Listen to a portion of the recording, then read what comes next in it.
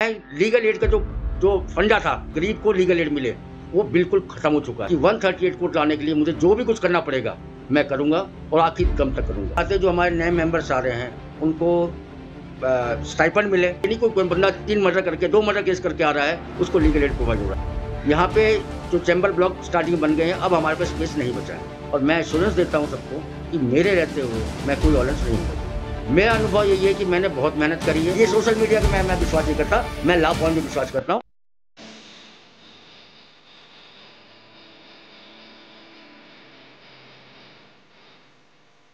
नमस्कार, स्वागत है आप सबका इस खास पॉडकास्ट। आज हमारे साथ है एक ऐसी शख्सियत जिनके काबिलियत, मेहनत और नेतृत्व की ताकत से शाहदरा बार काउंसिल एसोसिएशन के इतिहास में एक नया अध्याय जुड़ गया है। जी हाँ, हम बात कर रहे हैं शाहदरा बार काउंसिल के नवनिर्वाचित अध्यक्ष वीके सिंह।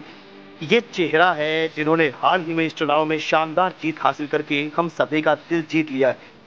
ये एक जीत इसलिए है खास मायने में क्योंकि वकालत की दुनिया में भरोसे, संघर्ष और सेवा की ये जीत है। तो जुड़िए हमारे इस खास कार्यक्रम में, हम जान सकेंगे उनके अनुभव, विचार और आने वाले विजन के बारे में, सीधा उनके दिल से क्या वो कहते हैं, अपने दिल की गहराइयों से। तो मंजिल पर हम पहुंचते हैं, लेकिन उससे पहले तय करना पड़ता है एक सफर। तो आइए सबसे पहले जानते हैं वीके सिंह का सफर कैसा रहा अध्यक्ष बनने तक। मैं basically eastern UP district Jaunpur का रहने वाला हूँ, लेकिन मेरी पढ़ाई लिखाई दिल्ली में हुई क्योंकि मेरे फादर दिल्ली में गवर्नमेंट सर्वेंट थे। हम 4 भाई और 1 सिस्टर। हम लोग प्रोफेसर दयाल सिंह कॉलेज से मैंने लॉ बीए करने के बाद में, ग्रेजुएशन करने के बाद में मैंने दिल्ली कैंपस लॉ सेंटर से ज्वाइन किया।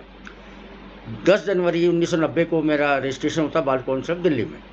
मैं सबसे पहले अपने शाहदरा कोर्ट मेरे घर के पास थी, मैंने शाहदरा कोर्ट ज्वाइन किया। शाहदरा कोर्ट उस टाइम में, शाहदरा स्टेशन जो आज की डेट में है, वहाँ पे कोर्ट चलती थी। वहाँ पे मैक्सिमम 110-120 वकील थे उस टाइम में। कोई चैम्बर नहीं, कोई कुछ नहीं, सिर्फ बैठने के लिए सीट्स हुआ करती थी। वहाँ से ज्वाइन कर, वहाँ से सबसे पहला इलेक्शन मैंने शाहदरा कोर्ट में लड़ा, मेंबर लाइब्रेरी इंचार्ज का। वो पहले इतिहास में 1 वोट से मैंने उसमें जीत पाई। फिर हमने संघर्ष करके, ये जो हम जिस बिल्डिंग में स्टैम्प कर कटुआ कोर्ट चल रही है, 15 मई 1993 को हम लोगों की पुरजोर कोशिश के बाद में ये कोर्ट वहाँ से कोर्ट शिफ्ट होकर यहाँ पे आई। यहाँ पे पहले 1 चैम्बर ब्लॉक था, उसके बाद 2 चैम्बर ब्लॉक और 3 चैम्बर ब्लॉक और बने कंटिन्यू। पहले सिविल कोर्ट नहीं थी यहाँ पे, हमारे बार के मेंबर्स की मेहनत की वजह से यहाँ पे सिविल कोर्ट भी आई। उसके बाद मैं दोबारा इलेक्शन, सेकंड इलेक्शन में लड़ा, उसमें यहाँ पे शाहदरा बार में जॉइंट सेक्रेटरी का, मेरी उसमें भी जीत हुई। मैं लड़ा फिर वाइस प्रेसिडेंट का, उसमें भी जीत हुई। मैं उसके बाद पिछले साल जब कोरोना पीक पे था, उस टाइम में यहाँ पे इलेक्शन हुए। हमारे इलेक्शन के जीत, मैं प्रेसिडेंट लड़ा, लेकिन सब मेंबर्स ने मुझे एज ए प्रेसिडेंट मुझे चुना और मैं 506 वोटों से, भारी बहुमत से मुझे विजयी बनाया गया।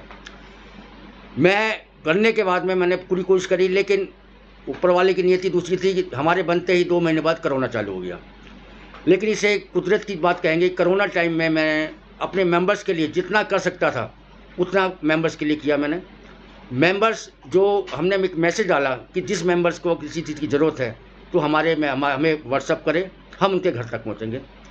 उसके बाद में जब धीरे धीरे करके मेंबर्स के वहाँ पर कॉल आने लग गए, क्योंकि यहाँ पे कोर्ट बिल्कुल सुनसान पड़ी थी। कोरोना टाइम में कोई कोर्ट नहीं चली थी, जो भी चल रहा था वीसी चल रहा था। पहली बार इतिहास के अंदर कोर्ट के अंदर वीसी से प्रोग्राम चालू हुआ, कोर्ट वीसी चलने लगी। हमने डीडे साहब से रिक्वेस्ट करके यहाँ पे 3 वीसी रूम बनाए गए। हमारे मेंबर्स को वीसी ऑपरेट करना नहीं आता था। हमने बार ऑफिस अपना खोला। बार ऑफिस खोलने में हमारी जो टीम थी, हमारे जो सेक्रेटरी मिस्टर मनोज चौहान थे और मिस्टर ट्रेजर विनोद आकर, सब ने पूरा हमें हेल्प किया। हमने पूरी दिल्ली क्या, पूरे हिंदुस्तान के अंदर शाहदरा बार कोर्ट ऐसी थी जो डिस्ट्रीब्यूट किया, राशन डिस्ट्रीब्यूट किया, door to door home. Corona time के अंदर हमारी 3 गाड़ियाँ निकलती थी, इसमें एक गाड़ी में प्रेसिडेंट, एक गाड़ी में सेक्रेटरी और अदर मेंबर्स, एग्जीक्यूटिव मेंबर जाते थे। घर जाके अपने हमारे वकील भाइयों को जिस चीज़ को ज़रूरत होती थी राशन किट बांट देते थे, मास्क लगाते थे, मास्क डिस्ट्रीब्यूट करते थे, सब कुछ हमने अपनी पूरा किया। 2 साल हमारे पूरे उसमें कोरोना में बीत गए। अनफॉर्चुनेटली हमारे यहाँ 26 मेंबर्स की, एडवोकेट्स की डेथ हुई। हमने जो भी कर सकते थे बार ने हमारे किया। मेरा जो पिछला साल था, टेन्योर था प्रेसिडेंट का, वो मेरा इसमें भी था। लेकिन मेंबर्स ने मुझे दोबारा रिक्वेस्ट, मतलब उनकी रिक्वेस्ट करने पर दोबारा मैं इलेक्शन लड़ा और आज मैं आपके सामने फिर दोबारा एज ए प्रेसिडेंट जीत के आया हूँ। मेरा अनुभव यही है कि मैंने बहुत मेहनत करी है, मेरे मेंबर्स ने मुझे बहुत सपोर्ट किया है और मैं मेंबर्स का तहे दिल से धन्यवाद करता हूँ जिन्होंने हर वक्त पे मुझे सलाह दी है और मुझे हर मोमेंट पे मुझे खड़ा रहने की हिम्मत दी है। मैं उनका बहुत बहुत धन्यवाद करता हूँ। सबसे नुकसान जो हमारा हो रहा है ये DLSA से हो रहा है। दिल्ली लीगल सर्विस अथॉरिटी ने अभी सबको फ्री अपना लीगल एड दे रहे हैं, लेकिन ये दुख की बात है कि लीगल एड उन सबको मिल रहा है जो गाड़ियों में आते हैं और लीगल एड लेते हैं। मेरा तो कहना है लीगल एड का जो फंडा था कि जो गरीब को लीगल एड मिले, वो बिल्कुल ख़त्म हो चुका है। बड़े बड़े क्रिमिनल, उनको पता है कि जो लीगल एड का वकील होगा उसको कोर्ट से सहानुभूति मिलेगी। इस तरह से एडवोकेट का काम घटता जा रहा है। अब मैं दोबारा चुन के आया हूँ, मैं रिक्वेस्ट करूँगा अथॉरिटीज़ को कि जो लीगल एड के जिनको एडवोकेट मिलते हैं वो उन लोगों को मिले जिनको ज़रूरत है, ना कि सबको मिले। एक मापदंड रखना चाहिए लीगल एड के लिए, एडवोकेट देने के लिए, कि ये नहीं कोई बंदा 3 मर्डर करके 2 मर्डर केस करके आ रहा है उसको लीगल एड प्रोवाइड हो रहा है। मैं इसके लिए कोशिश करूँगा, अथॉरिटी से बात करूँगा। और तीसरी बात तो चैम्बर्स की। चैम्बर्स लिमिटेड है, जगह लिमिटेड है। यहाँ पे जो चैम्बर ब्लॉक स्टार्टिंग में बन गए हैं, अब हमारे पास स्पेस नहीं बचा है। एक दो कोर्ट्स और भी बन रही हैं। अब हम रिक्वेस्ट करेंगे अपने चीफ जस्टिस साहब से कि यहाँ पे चैम्बर ब्लॉक बनाए जाएँ, जगह ली जाए DDA से, ताकि चैम्बर ब्लॉक का निर्माण हो सके और नए वकील भाइयों को हमारे चैम्बर मिल सके। एक बात मैं इम्पोर्टेंट आपसे कहना चाहूँगा, एक चल रहा है जो आजकल में यहाँ पे माहौल में, ये 138 कोर्ट का, सारी कोर्ट साउथ जोन में भेज दी गई हैं। हमने चीफ साहब को, कोऑर्डिनेशन कमेटी ने लेटर भेजा। चीफ साहब ने कहा जी 2 दिन कोर्ट यहाँ बैठेंगी, बाकी दिन वहाँ रहेंगी। हम लोगों को बहुत फेस करना पड़ रहा है इस चीज़ का, हमारे मेंबर्स बहुत नाराज़ हैं। मैं फिर दोबारा आपसे सबसे कहना चाहता हूँ कि 138 कोर्ट लाने के लिए मुझे जो भी कुछ करना पड़ेगा मैं करूँगा और आखिर दम तक करूँगा। वीके सिंह जी, आपसे जानना चाहेंगे, जो परिवर्तन है वो प्रकृति का अपरिवर्तनशील नियम है। संविधान निर्माताओं ने संविधान की रचना की, उसके बाद भी आवश्यकता जब हमें पड़ी तो उसमें अमेंडमेंट होते रहते हैं।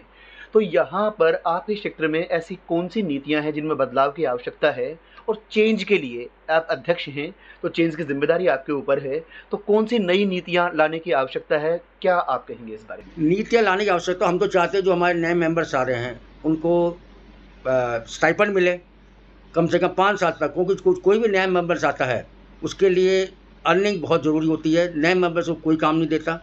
और सीनियर से भी मैं रिक्वेस्ट करूँगा कि कोई भी मेंबर्स आए उसको कुछ ना कुछ कंपनसेट करें। और सबसे बड़ी बात तो मैं बार काउंसिल ऑफ दिल्ली और बार काउंसिल इंडिया को रिक्वेस्ट करूँगा कि उनके पास फंड है।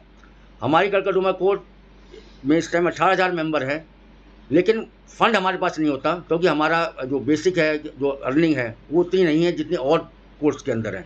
मैं BCI से और BCD से भी लेटर लिख के रिक्वेस्ट करूँगा कि जो नए मेंबर हमारे जुड़ना चाहते हैं उनको कुछ ना कुछ स्टाइपेंड दिया जाए ताकि वो अपना गुजार बसर कर सकें।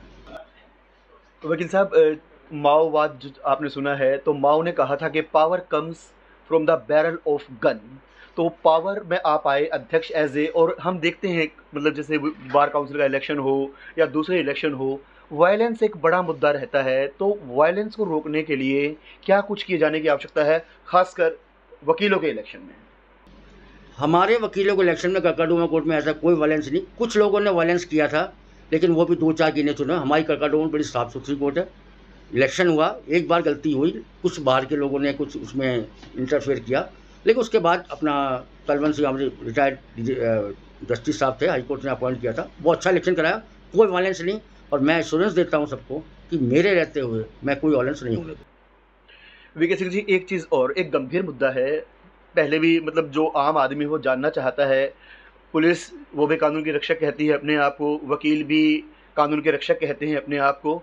फिर इन दोनों के बीच में ये जो कन्फ्लिक्ट होते हैं, जो कन्फ्लिक्ट की घटनाएं होती हैं, इनकी खास वजह क्या है और इनको कैसे रोका जा सकता है? अपने अनुभव के आधार पर आप। अनुभव के आधार पर मैं बताता हूँ। तो जब मैं लास्ट टेनो था, पहले भी उस टाइम में कोरोना भी था, लेकिन पुलिस ने बड़ी हेल्प करी हमारी, और हमने सीधा डायरेक्ट, ना किसी पुलिस कांस्टेबल से या किसी SHO से, हम सीधा डायरेक्ट जुड़े थे DCP से। हमारे तीनों DCP बढ़िया थे उस टाइम में। DCP सूर्या साहब थे, सेन साहब थे, जसमीत सिंह साहब थे। उनसे हमारे क्लियर बात थी, अगर कोई भी इंसिडेंट होता है एडवोकेट के साथ में तो वो हमें इन्फॉर्म करेंगे, और कोई भी इंसिडेंट होता है तो हम इन्फॉर्म करेंगे उनको। हमारे टाइम में कोई भी पुलिस से और वकील का। कोई भी ऐसा, मैं जहाँ तक मेरी नॉलेज है कि ऐसा कुछ नहीं हुआ कि हमें पुलिस के खिलाफ में स्ट्राइक करनी पड़ी हो, और पुलिस ने हमारा कोई काम ऐसा रोका नहीं, क्योंकि जो नए पुलिस को आते हैं, पुलिस ऑफिसर, जो सीनियर पुलिस ऑफिसर होते हैं, वो बिल्कुल उनको सब कुछ पता है क्या करना क्या नहीं करना। हर जगह नए जो आते हैं उनको अपनी पावर दिखाते हैं, जैसे वकील है तो वकील अपनी पावर दिखाएगा, पुलिस है तो पुलिस, अब तक मैं पुलिस वाला बन गया हूँ। तो इन सब चीज़ों को रोकने के लिए ज़रूरत है। हमारी टीम पूरी अच्छी आई है, और मैं तो अपना कोशिश करूँगा इससे कन्फ्लिक्ट ना हो। तो पुलिस और हम लोग एक ही थाली के पुलिस हैं, ना उनका हमारे बिना काम चल सकता है, ना हमारा उनके बिना काम चल सकता है। मैं कोशिश करूँगा इस मुद्दे पे भी कि अगर कोई भी एडवोकेट के खिलाफ में कोई कार्रवाई करनी हो तो पहले बार को इन्फॉर्म करें, और मैं जॉइंट सीपी से बात करूँगा कि पुलिस वाला कोई बदतमीजी ना करे। एडवोकेट्स भी उनके भाई हैं, हमारे घर में ही पुलिस अफसर हैं, पुलिस वालों के यहाँ भी एडवोकेट्स हैं। ऐसा कुछ कोशिश करूँगा, ऐसा कुछ ना हो। वकील साहब, बातचीत चल रही है और बातचीत का आनंद हमारे देखने वाले सुनने वाले ले रहे हैं, लेकिन बातचीत पूरी हो उससे पहले आधी आबादी की बात। आधी आबादी के बिना बात कैसे पूरी हो सकती है? आधी आबादी अर्थात महिलाएं इक्वल वैल्यू रखती हैं हमारे जीवन में, हमारे संसार में, हमारी दुनिया में। तो एक जो आजकल विशेष ऐसा मतलब जनता ये मानने लगी है कि कोर्ट जो है वो प्रो विमेन है, विमेन के अधिकार के लिए कुछ ऐसे कानून हैं जहां इंसान एकदम बिल्कुल खिलौना हो जाता है। और ख़ास करें बात करें आर्टिकल 76 की, वहाँ पर आदमी थोड़ा बात करते हुए घबराने लगा है, ऐसे सुनने में आया है। ये क्या भेद है और कैसे इस समस्या से निपटा जा सकता है? नहीं, ये तो आप पता नहीं आपने कहाँ सोच है आपकी, मैं समझ नहीं पा रहा हूँ। लेकिन इस टाइम में महिलाओं को पूरा अधिकार दिया जा रहा है। मान रहा हूँ आपकी बात को कि महिलाएं जिस तरह से भी महिलाओं के फेवर में कोर्ट चलती है, ऐसा कुछ नहीं है। सुप्रीम कोर्ट के कई जजमेंट्स आ चुकी हैं, और सुप्रीम कोर्ट ने तो अब तो हमारी बार एसोसिएशन में भी महिलाओं को 33% दे दिया है। जी नहीं, मैं आपके बात मैं समझ रहा हूँ। महिलाएं ऐसी बात नहीं है। देखो, अगर मान लो 100% केसेज हैं तो 25% सच्चे भी हैं, 75% झूठे हैं। ऐसा कुछ नहीं कि महिलाओं के लिए कोर्ट कर रही है। महिला इस टाइम में कोर्ट अपने विवेक अनुसार काम कर रही है। जो जेन्युइन केस होता है जजेस उसी हिसाब से काम कर रहे हैं। इस टाइम महिला जजेस, इस टाइम कोर्ट में हमारी दिल्ली कोर्ट के अंदर इतनी महिला जजेस आ चुकी हैं कि मेरे ख्याल से मेरे नॉलेज में कभी नहीं होगा, इतनी महिला जजेस आ चुकी हैं, और सब अच्छा काम चल रहा है। कोई ऐसा नहीं कि महिलाओं के फेवर में काम चल रहे हैं, महिलाओं के उसमें ऐसा कुछ नहीं है। आदमी बिल्कुल जेन्युइन काम चल रहा है जजेस की तरफ। नहीं वकील साहब, आप शायद सवाल समझ नहीं पाए हैं। मैं जरा दोबारा जानना चाहूँगा कि ऐसा लगता है जैसे एक महिला किसी आदमी की एक झूठी शिकायत भी कर दे तो उस आदमी की उस जांच के किए बिना ही उसको जेल की हवा खानी पड़ती है। ये जो प्रॉब्लम है जो लोग महसूस कर रहे हैं आजकल, इससे कैसे बचा जा सकता है? मैं आपकी बात को समर्थन या जैसे 498 भी कोई लगा दे। हाँ, समर्थन की नहीं चाह रहा था, नहीं सर, मैं क्लेरिफिकेशन कर रहा हूँ। हाँ, जो एक्ट आया है उसमें एक सेक्शन पहले IPC 169 समथिंग सेक्शन था। उस एक्ट के अनुसार कि अगर कोई भी लेडी रिपोर्ट लिखाती है तो पुलिस को FIR दर्ज करनी होगी, लेकिन उसका मतलब ये नहीं है कि पुलिस को उसको अरेस्ट करना पड़ेगा। पुलिस FIR दर्ज करके इसको इन्वेस्टिगेशन करेगी, और इन्वेस्टिगेशन में ये पाया जाता है कि ये केस झूठा है तो वो केस को खारिज कर देंगे, फिर उसके लिए फाइल रिपोर्ट लग जाएगी। ऐसा कुछ नहीं है। पहले 498 के एक केस में पहले FIR दर्ज होती थी, अरेस्ट करती थी, लेकिन जब मालूम चला कि ये तो पूरा खुलेआम चल रहा है, बहुत सारा हो रहा है, तो सुप्रीम कोर्ट की गाइडलाइंस आ गई, 19 की जजमेंट आ गई कि ऐसे केसेस में जहाँ 498 हो गए, इस टाइप केसेस हो गए, तो पुलिस इन्वेस्टिगेशन करेगी, जरूरत पड़े तो अरेस्ट करेगी, नहीं तो कोई अरेस्ट करने की जरूरत नहीं है। उसके लिए चार्जशीट फाइल कर देंगे विदाउट अरेस्ट। ये एक्ट अमेंडमेंट हो चुकी है इसके। अच्छा सर, चाइना में अभी एक खबर आई थी कि वहाँ पर एलिमनी का जो सिस्टम है उन लोगों ने ख़त्म कर दिया है, तो उससे ये जो डाइवोर्स के फर्जी केसेस जो होते हैं इसमें शायद कुछ कमी आने की संभावना है। तो क्या कुछ ऐसा यहाँ भी किया जाने? नहीं, ऐसा कुछ नहीं है। देखो, एलिमनी तो महिलाओं को देनी पड़ेगी। अगर आपने शादी करी तो एलिमनी तो लेगी। लेकिन अब चाइना का और यहाँ का कंसेप्ट दूसरा है। मैं तो समझ पाया चाइना में क्या एलिमनी, महिलाओं को एलिमनी, अगर महिला सक्षम है, अगर महिला सर्विस कर रही है या MBA है, कुछ अगर सक्षम है तो कोर्ट अपने हिसाब से काम करती है। लेकिन जो हमारा हिंदू कल्चर है, अगर आदमी ने शादी करी है तो उसको मेंटेनेंस देना पड़ेगा। अच्छा वकील साहब, सुनने में आया है, वैसे एक दो को तो मैं भी जानता हूँ कि एक महिला 6 शादी कर लेती है, 6 हस्बैंड से लगातार एलिमनी लेती रहती है। तो इस टाइप के लिए जो इरेगुलरिटीज़ है, रोक लगाने के लिए क्या कुछ किया जाता है? नहीं सर, ये आपको पता नहीं आपने कहाँ देखा कि एक महिला 6 आदमी से ले रही है। एक महिला सिर्फ अपने जो एक हस्बैंड है उससे क्लेम कर सकती है मेंटेनेंस। ये दूसरे हस्बैंड से क्लेम कर ही सकती। अगर दूसरे हस्बैंड भी जिंदा है तो पहली बात, महिला शादी कर ही नहीं सकती, वो शादी इलीगल मानी जाएगी। लेकिन सर हमारे मतलब समाज में तो ऐसा देखने में आ ही रहा है। मैं तो पता नहीं कौन सा समाज, मेरे ख्याल से तो ऐसा कोई ऐसा देखा नहीं मैंने। कोई ऐसा नाम मैंने सुना है कि 6 आदमी तो शादी करके 6 आदमी से मेंटेन ले ले। मेरे ख्याल से पहले, मेरे को 35 ईयर्स हो गए प्रैक्टिस में सर, मेरे साथ में और कुलीग बैठे हुए हैं। 2-3 देखा सर आपने? 2-3 से एलिमनी कंटिन्यू? नहीं सर, मैंने नहीं सुना कि अगर मान लो मैं एक ही हस्बैंड से ले सकती है महिला एलिमनी, एक हस्बैंड के अलावा वो भी हस्बैंड वो वैसे लेने के, तो अगर मान लो किसी महिला के साथ रह रही है जो सुप्रीम कोर्ट ने कर रखा हो, एलिमनी उससे ले सकती है, लेकिन एक ही से ले सकती है, थोड़ी 6 आदमी शादी करेगी 6 चलो। तो जो सोशल मीडिया की जो भ्रांतियां ही हैं आप इनको... ये सोशल मीडिया का मैं विश्वास नहीं करता, मैं लॉ पॉइंट में विश्वास करता हूँ और मैं सिर्फ लीगल वाली बात करता हूँ। मैं बहुत बढ़िया। तो सर क्या संदेश आप देना चाहेंगे आने वाले वकीलों को या जो वर्तमान में भी प्रैक्टिस कर रहे हैं कि जिससे अधिवक्ताओं की शान पे बट्टा ना लगे बल्कि और उनका व्यक्तित्व मजबूत हो, समाज को मजबूत? ना अधिवक्ताओं शान पे कोई बच्चा नहीं लग रहा, अच्छे एडवोकेट्स आ रहे हैं हमारे बीच के एडवोकेट जाके हमारे चैम्बर से भी कई जजेस बन के गए, ऐसी बात नहीं, अच्छे अधिवक्ता आ रहे हैं, अच्छे एडवोकेट्स आ रहे हैं। मैं तो ये उनसे रिक्वेस्ट करूँगा कि पढ़ाई पर ध्यान दें, ये नहीं कि हवाबाजी करें, लेकिन ऐसी बात नहीं, हमारे अच्छे मेंबर्स हैं, हमारे अच्छे भाई आ रहे हैं जो आते ही पहले तो कोशिश करते हैं जुडिशरी की और मेहनत से काम करें। वकालत भी अच्छा प्रोफेशन है, वकालत में भी पैसा अच्छा है, ऐसा नहीं है कि वकालत में आप लॉ पॉइंट पे चले, अब तो नया एक्ट भी आ गया है, BNS वगैरह जो चल रहे हैं, इसको पढ़ें और मैं तो चाहूँगा उनको बेस्ट विशेष, उनको मैं तो चाहूँगा भी आगे खूब तरक्की करें। जो बच्चे आ रहे हैं, तो हमारा तो टाइम निकल गया है कि हम तो जो करना जहाँ तक पहुँचना था पहुँच गए, लेकिन आने वाले बच्चों को मेरा आशीर्वाद है, मैं चाहूँगा खूब तरक्की करें। तो जैसा कि कहा जाता है कि जब आपको कोई बीमारी हो जाए तो इंटरनेट पर उसके बारे में बिल्कुल ना पढ़ें, एक्सपर्ट डॉक्टर से कंसल्ट करें। इसी तरीके से अगर सोशल मीडिया पर आप कोई भ्रांति कानून से रिलेटेड किसी खबर की आपके दिल में पैदा होती है या आपको लगता है कि यह खबर ऐसे नहीं होनी चाहिए, तो एक प्रोफेशनल अधिवक्ता से आप उससे विचार विमर्श करें और निश्चित तौर पर आपकी भ्रांतियां दूर होंगी। और मुझे लगता है इस बातचीत को सुनने के बाद बहुत सी भ्रांतियां आपकी दूर भी हो गई होंगी। तो ये थे हमारे साथ VK सिंह जी, आपने हमसे बात की सर, इसके लिए आपका बहुत बहुत शुक्रिया।